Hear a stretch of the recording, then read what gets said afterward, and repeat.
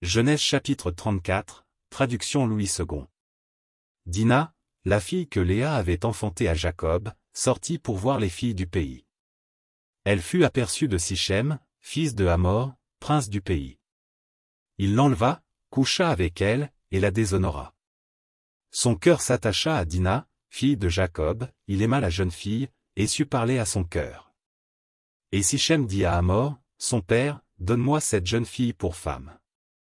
Jacob apprit qu'il avait déshonoré Dina, sa fille, et, comme ses fils étaient au champ avec son troupeau, Jacob garda le silence jusqu'à leur retour. Hamor, père de Sichem, se rendit auprès de Jacob pour lui parler. Et les fils de Jacob revenaient des champs, lorsqu'ils apprirent la chose, ces hommes furent irrités et se mirent dans une grande colère, parce que Sichem avait commis une infamie en Israël, en couchant avec la fille de Jacob, ce qui n'aurait pas dû se faire. Hamor leur adressa ainsi la parole, le cœur de Sichem, mon fils, s'est attaché à votre fille, donnez-la lui pour femme, je vous prie.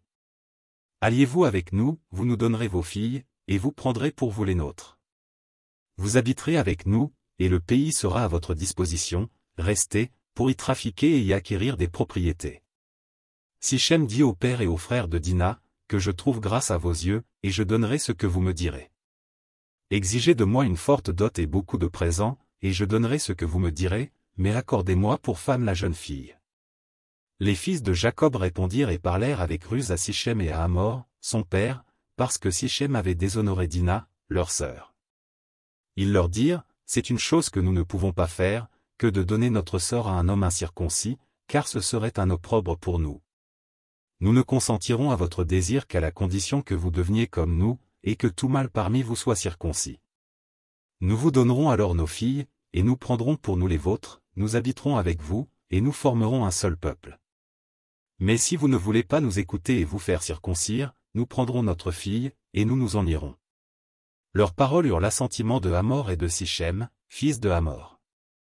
Le jeune homme ne tarda pas à faire la chose, car il aimait la fille de Jacob. Il était considéré de tous dans la maison de son père.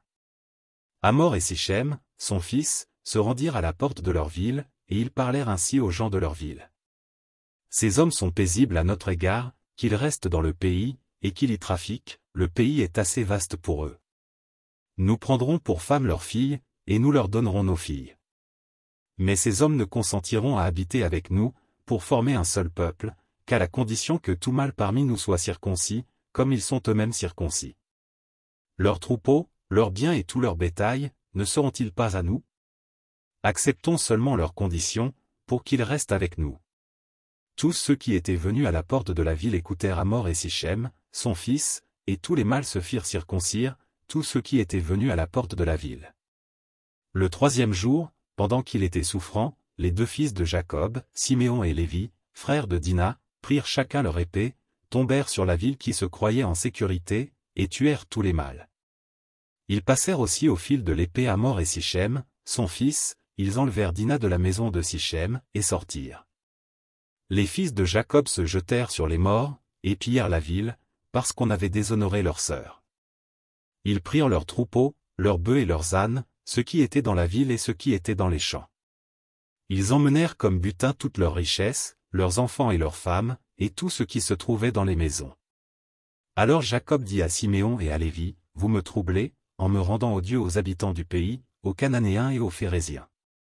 Je n'ai qu'un petit nombre d'hommes, et ils se rassembleront contre moi, ils me frapperont, et je serai détruit, moi et ma maison. Ils répondirent, traitera-t-on notre sœur comme une prostituée?